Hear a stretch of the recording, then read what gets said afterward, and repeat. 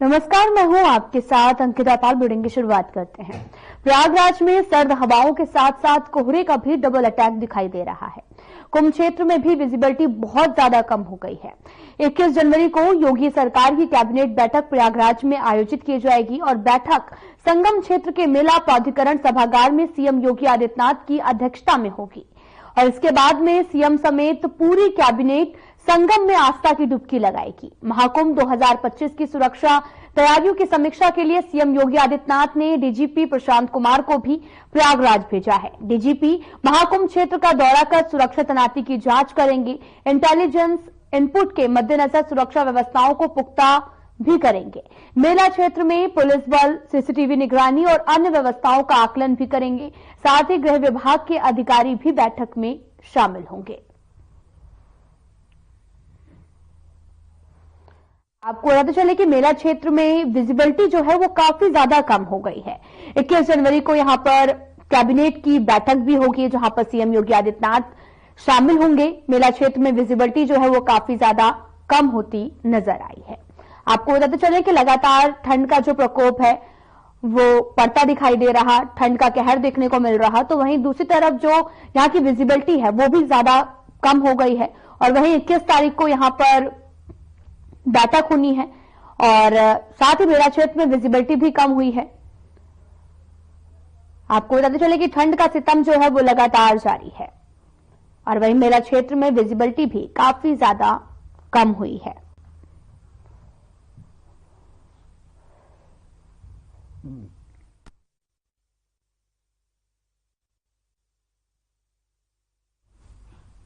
उत्तर प्रदेश के मुख्यमंत्री योगी आदित्यनाथ ने पूर्व मुख्यमंत्री स्वर्गीय कल्याण सिंह की जयंती पर पुष्पांजलि अर्पित की है। उन्हें याद किया। यूपी की राजनीति में कल्याण सिंह का बेहद खास योगदान रहा है। उनका जन्म जो है वो 5 जनवरी 1932 में अलीगढ़ में हुआ था। आज उनकी 93वीं जयंती है और इस मौके पर योगी आदित्यनाथ पुष्पांजलि कार्यक्रम में शामिल हुए और मंच से उन्होंने क्या कुछ कहा, आपको सुनाते हैं। राष्ट्रवाद और सुशासन का यह मंत्र ही नए भारत के निर्माण में उत्तर प्रदेश की भूमिका को रेखांकित कर पाएगा। आज सरदेव बाबूजी हमारे बीच नहीं, लेकिन उनकी विरासत यही होती है कि कभी जिस बेसिक शिक्षा स्कूल के छात्र के रूप में उन्होंने पढ़ा होगा, इस बेसिक शिक्षा परिषद के स्कूल में एक अध्यापक के रूप में अपने अपने कार्यक्रम को आगे बढ़ाया होगा, आज उनका ग्रैंडसन उस विभाग के मंत्री के रूप में शिक्षा को एक नई दिशा दे रहा है। यह है पूर्वजों की तपस्या, यही है साधना का फल। वह फलीभूत होगा अगर सही मन से और सही दिशा में उसके द्वारा प्रयास किए गए हैं तो उसके परिणाम अवश्य आएंगे। और आज वह सब दृश्य देख करके हम लोगों को भी प्रसन्नता की अनुभूति होती है।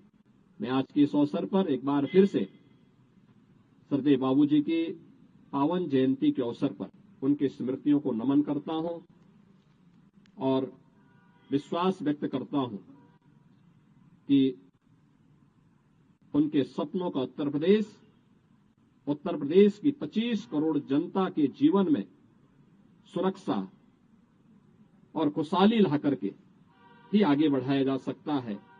आज के इस अवसर पर मैं आयोजकों को इस कार्यक्रम के लिए हृदय से धन्यवाद देता हूं और विश्वास व्यक्त करता हूं कि सरदेव बाबूजी की स्मृति को इसी रूप में, जैसे लखनऊ में प्रदेश सरकार ने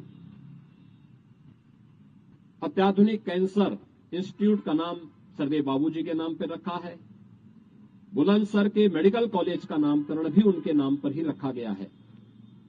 ये जीवंतता आगे बनी रहनी चाहिए। इस विश्वास के साथ मैं उनके प्रति विनम्र श्रद्धांजलि अर्पित करता हूं।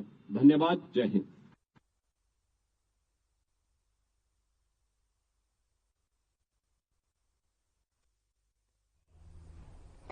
यूपी के योगी आदित्यनाथ सरकार ने 2 वरिष्ठ आईपीएस अधिकारियों का तबादला किया है। महाकुंभ मेले में नए डीआईजी की तैनाती की गई है। डीआईजी वैभव कुमार कृष्ण अब तक आजमगढ़ में तैनात थे, उनको अब महाकुंभ मेले का डीआईजी बनाया गया है। वहीं आजमगढ़ के लिए 2010 बैच के आईपीएस सुनील कुमार सिंह को भी नया डीआईजी बनाया गया है। आजमगढ़ के डीआईजी वैभव कृष्ण को महाकुंभ मेला प्रयागराज की अहम जिम्मेदारी भी दी गई है। और साथ ही आपको यह भी बता दें कि महाकुंभ मेले के आयोजन के लिए सुरक्षा और प्रबंधन की दृष्टि से वैभव कृष्ण की नियुक्ति को अहम माना जा रहा है और उनका अनुभव इस ऐतिहासिक आयोजन को सुरक्षित सुगम बनाने में मददगार साबित होगा।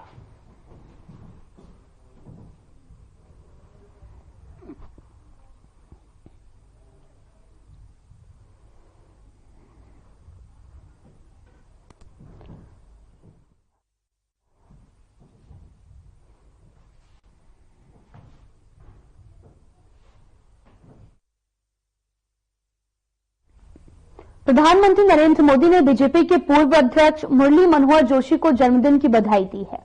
पूर्व केंद्रीय मंत्री मुरली मनोहर जोशी को 90वां जन्मदिन मना रहे हैं और आपको बताते चले कि मौके पर पीएम मोदी ने उन्हें बधाई भी दी है और उन्हें भारतीय जनता पार्टी के कार्यकर्ताओं के लिए प्रेरणा स्रोत बताया है। पीएम मोदी ने एक्स पर एक पोस्ट में कहा कि बीजेपी के यशस्वी नेता आदरणीय डॉक्टर मुरली मनोहर जोशी जी को उनके जन्मदिन पर बहुत बहुत बधाई। वे पार्टी के करोड़ों कार्यकर्ताओं के प्रेरणा स्रोत हैं।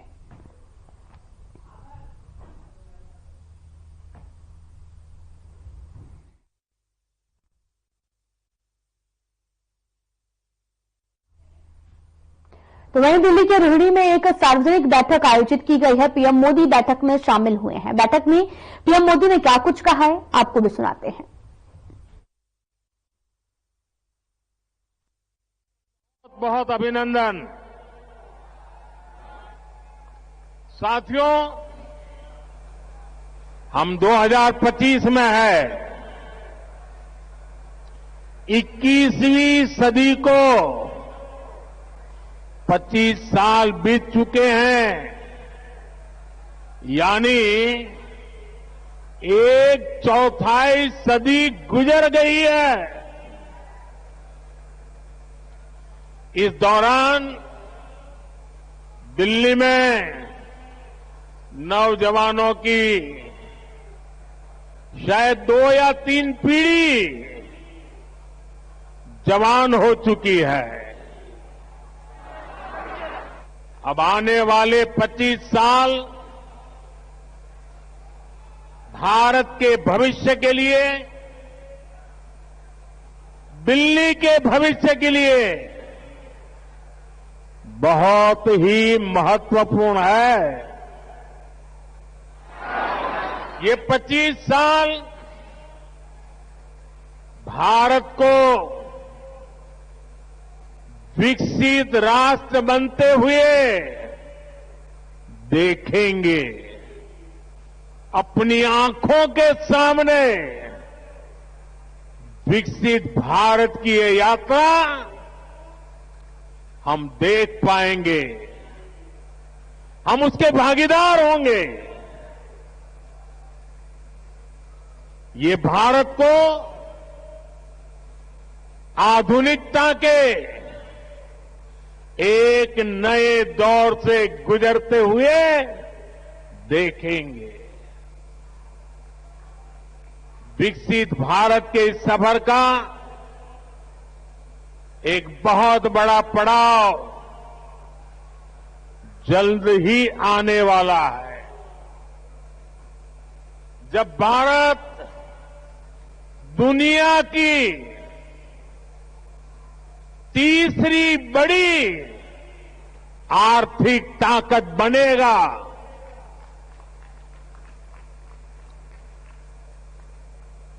इस गौरवशाली यात्रा में देश की राजधानी हमारी दिल्ली का कदम से कदम मिलाकर चलना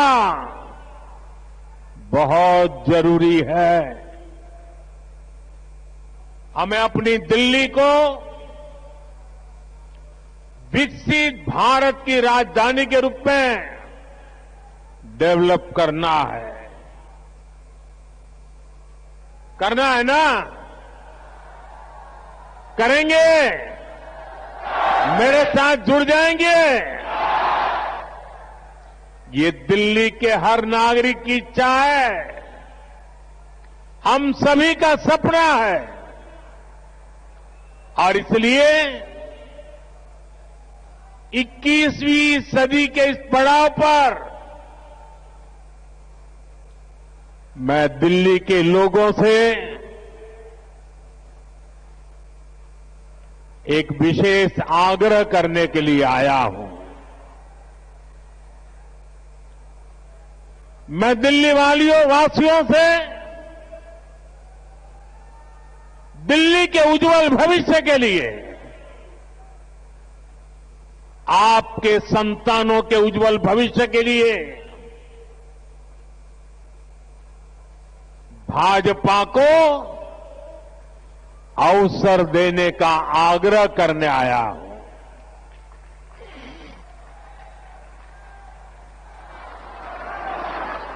ये भाजपा ही है जो दिल्ली का विकास कर सकती है। साथियों, बीते 10 साल में दिल्ली ने जिस तरह की राज्य सरकार देखी है वो किसी आपदा से कम नहीं है। ये एहसास आज दिल्ली वालों को अच्छे से हो चुका है। इसलिए अब दिल्ली में है एक ही आवाज गूंज रही है,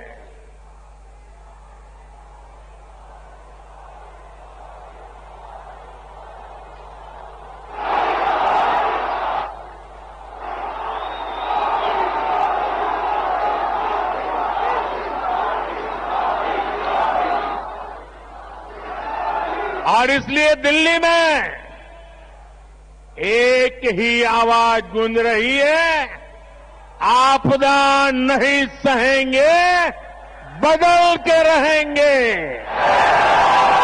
आपदा नहीं सहेंगे, आपदा नहीं सहेंगे,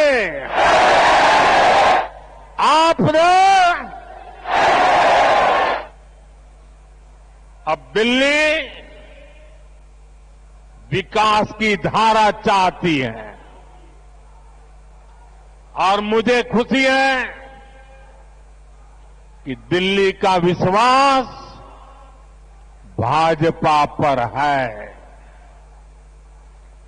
भाजपा पर यह विश्वास इसलिए है क्योंकि भाजपा सुशासन लाने वाली पार्टी है। भाजपा सेवा भाव से काम करने वाली पार्टी है। भाजपा सपनों को पूरा करने वाली पार्टी है। भाजपा राष्ट्र प्रथम के भाव पर समर्पित पार्टी है। भाजपा विकास के लिए समर्पित भाव से जन जन का कल्याण करते हुए आगे बढ़ने वाली पार्टी है। इसलिए देश भी भाजपा पर इतना विश्वास जता रहा है, बार बार अवसर दे रहा है। बीते वर्षों में दिल्ली के लोगों ने देखा है, नॉर्थ ईस्ट में कमल खिला, पूर्वी भारत में उड़ीसा में कमल खिला, अभी हाल में ही देखिए पड़ोस में हरियाणा ने लगातार तीसरी बार भाजपा को पूर्ण बहुमत से चुना है। महाराष्ट्र ने भाजपा को इतिहास का सबसे बड़ा जनादेश दिया। देश के लोगों ने भी लगातार तीसरी बार भाजपा की सरकार बनाई है। इसमें दिल्ली ने भी एक बार फिर हमारे सभी सांसदों को अपना आशीर्वाद दिया है और अब मुझे विश्वास है दिल्ली विधानसभा में भी कमल खिलने वाला है।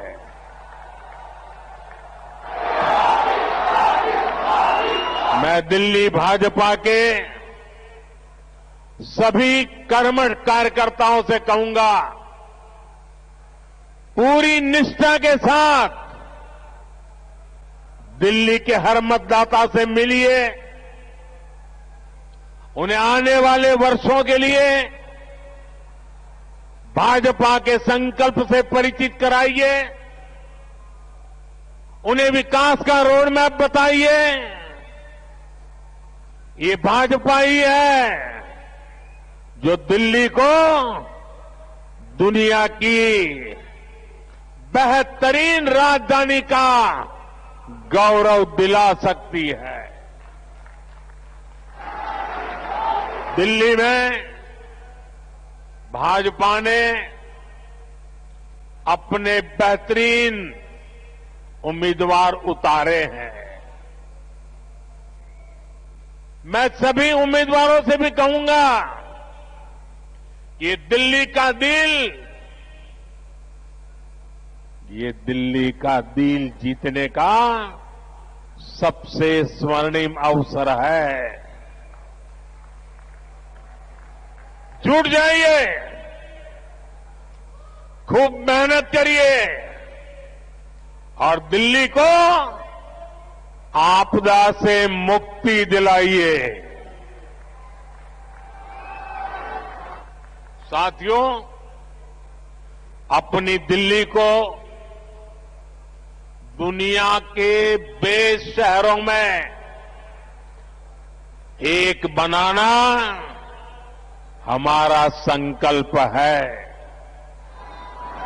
दिल्ली गरीब और मिडिल क्लास परिवारों के सपनों को पूरा करने वाला शहर बने। दिल्ली नौजवानों के लिए नए भविष्य के निर्माण का शहर बने। दिल्ली में स्पोर्ट्स से लेकर स्टार्टअप तक नौजवानों के लिए खुला मैदान हो, अवसरों का असीम आसमान हो। इसके लिए भाजपा पूरे समर्पण के साथ काम करने में जुटी है। पिछले साल केंद्र की भाजपा सरकार ने दिल्ली की सुरक्षा के लिए, स्वास्थ्य के लिए, विकास कार्यों के लिए 75,000 करोड़ रुपए से ज्यादा दिए हैं। साथियों, हम दिल्ली को दुनिया की ऐसी राजधानी बनाना चाहते हैं जिसमें भारत की विरासत का विराट स्वरूप दिखे, जो नए वर्ल्ड ऑर्डर के हिसाब से बनने वाली नई वैश्विक व्यवस्थाओं का सेंटर हो। दिल्ली को ऐसे विकास की जरूरत है जो दुनिया के लिए अर्बन डेवलपमेंट का मॉडल बने। ये तभी हो सकता है जब दिल्ली में केंद्र और राज्य दोनों में भाजपा की सरकार काम करे। जिस आपदा सरकार के पास दिल्ली के लिए कोई विजन ना हो, जिसे दिल्ली की परवाह ना हो, वो दिल्ली के लोगों का विकास नहीं कर सकती। साथियों, आज भी दिल्ली को आधुनिक बनाने के लिए जितने भी काम है वो केंद्र की भाजपा सरकार ही कर रही है। दिल्ली में जो बड़े बड़े प्रोजेक्ट्स हैं, संस्थान और संस्थाएं हैं, उनका जिम्मा केंद्र सरकार के पास है। अब जैसे दिल्ली मेट्रो चप्पे चप्पे तक पहुंची, तो ये काम भाजपा की केंद्र सरकार ने किया। बीते एक दशक में दिल्ली एनसीआर में मेट्रो नेटवर्क दोगुने से भी अधिक हो चुका है। आज जनकपुरी और कृष्णा पार्क के लिए भी मेट्रो शुरू हो चुकी है। रिठाला, नरेला, कुंडली कॉरिडोर पर भी काम शुरू हुआ है। ये जो नमो रेल प्रोजेक्ट है, ये भी केंद्र सरकार बना रही है। दिल्ली और आसपास में ये 6 लेन, 8 लेन जो सड़कें भी केंद्र सरकार बना रही है। दिल्ली में जाम की परेशानी कम करने के लिए ही भाजपा सरकार 55,000 करोड़ रुपए से अधिक के प्रोजेक्ट्स यहां लाई है। डीडीए के माध्यम से गरीब और मिडिल क्लास के लिए घर बनाने का काम भी केंद्र सरकार कर रही है। प्रधानमंत्री आवास योजना के तहत गरीबों के घर बनाने के लिए पैसा भी केंद्र सरकार देती है। और साथियों, अभी 2 दिन पहले मैं अशोक विहार में था। वहां स्वाभिमान अपार्टमेंट झुग्गी झोपड़ी में रहने वाले परिवारों को दिए। आप मेरा एक काम करेंगे दोस्तों? पूरी ताकत से बताइए, करेंगे? हाथ ऊपर करके बताइए, करेंगे? आप एक काम कीजिए, दिल्ली के जिस जिस इलाके में झुग्गी झोपड़ी कच्ची आबादी जहां जहां है, ये स्वाभिमान अपार्टमेंट की फोटो लेकर के जाइए। स्वाभिमान अपार्टमेंट के लोग जो मैसेज दे रहे हैं वो वीडियो लेकर के जाइए और हर झुग्गी झोपड़ी को बताइए कि मोदी की गारंटी है, आपको भी ऐसा ही पक्का मकान मिलेगा। बताएंगे? हर परिवार को बताएंगे। गरीब से गरीब मिडिल क्लास के लोग जिसके पास पक्का घर नहीं है, उसको गारंटी देकर के आइए। मेरे लिए तो आप ही मोदी है।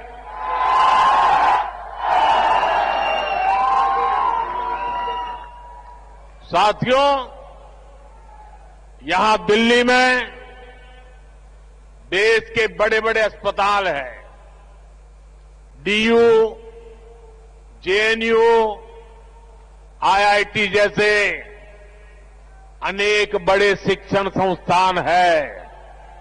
ये भी केंद्र सरकार के जिम्मे है।